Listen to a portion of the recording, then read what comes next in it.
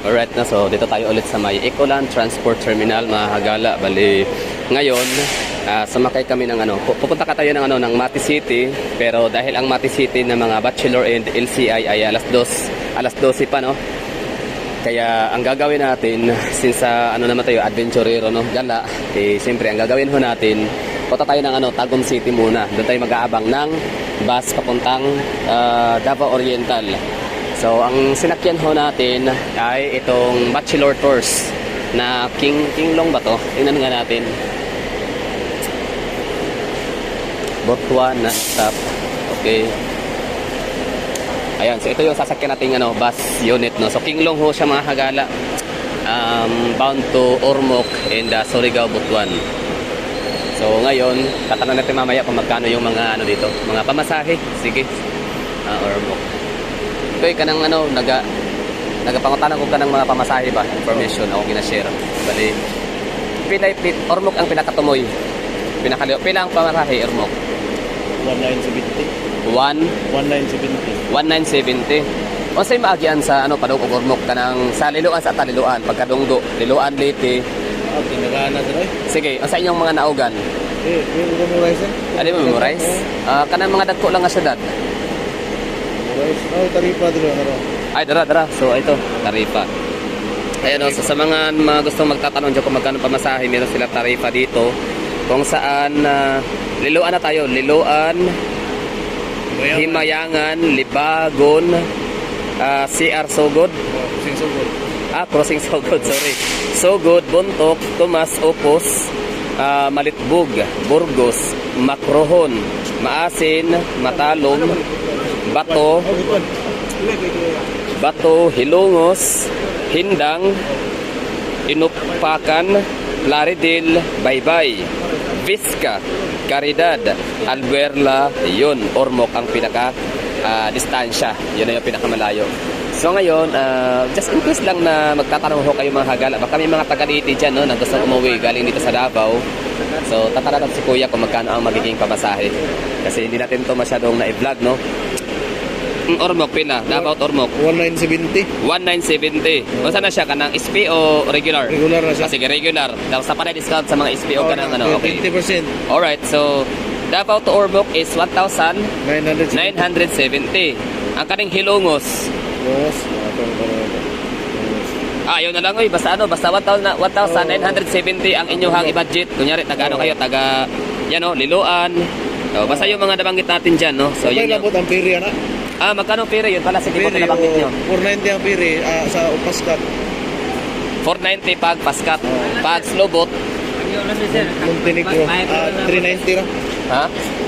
390. Pag Slobot, Paskrap Paskat 490. 490, 1,970 naman ang pamasahe. Okay, ang oras sa biyahe. Oras? Oo. 9 buntag. Wait, ang travel time. Kapil lang sa barko. Sa slowboat para mas nice. Buray sa kadlaw. Ha? Buray sa kadlaw. So lagpas mga 24 hours, pero dili siya maabot og kadlaw. Okay kayo, thank you.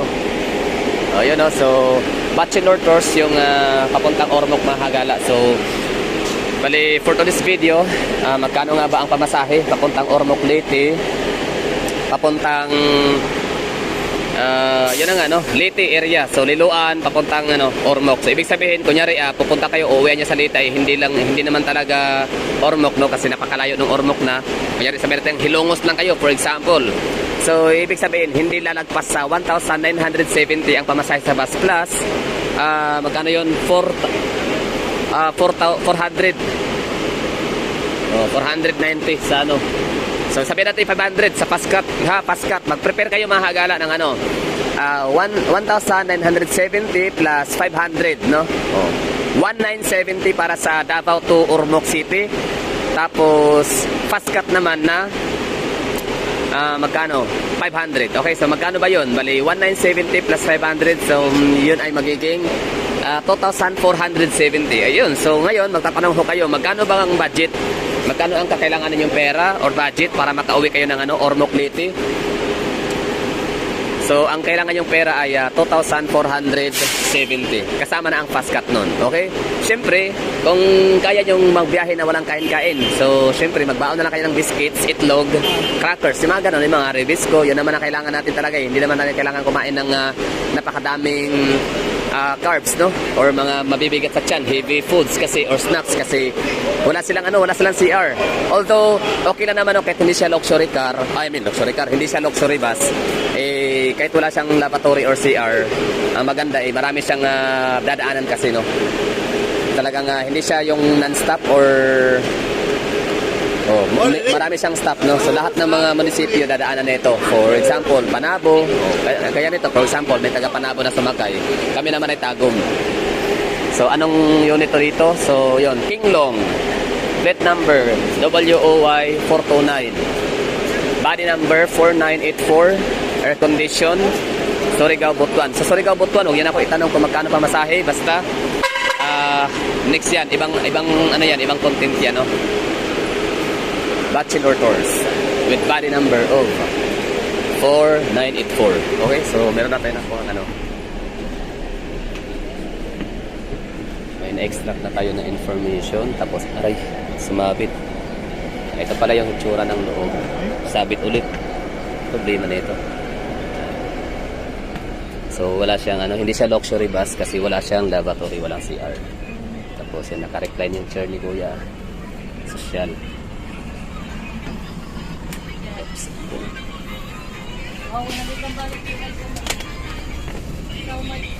Oh, yun na. So, magkano ang budget papuntang Ormoc?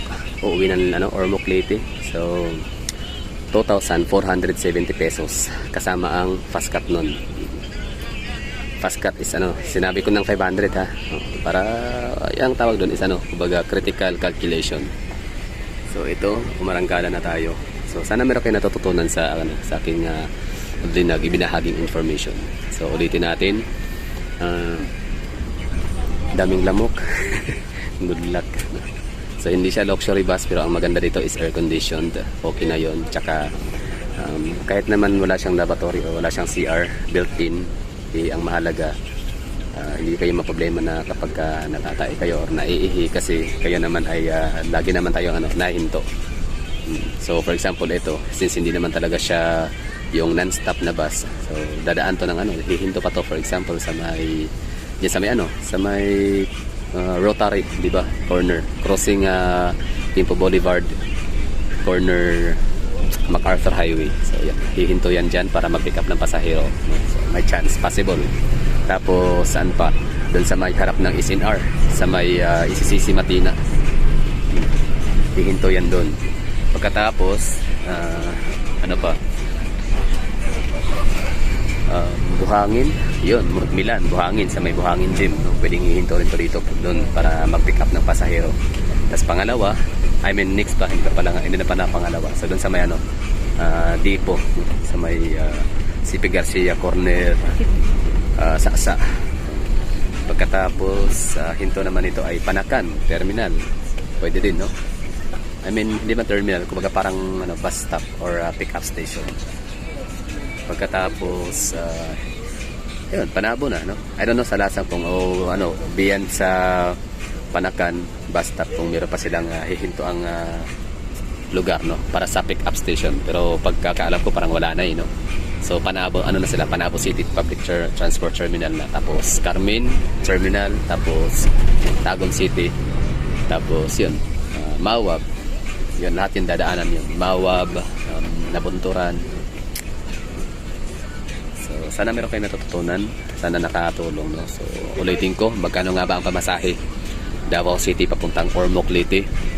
Kasama ang fast cut, 2,470. Kaya magdala kayo na, 2,400, 2,500 na. Dalhin nyo na 2,500 para meron kayo 30 pesos. Yung 30 bilhin yung mga snacks.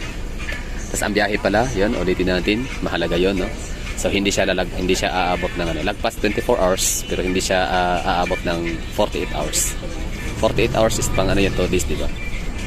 Yun lang. So thank you for watching and sana may natututunan.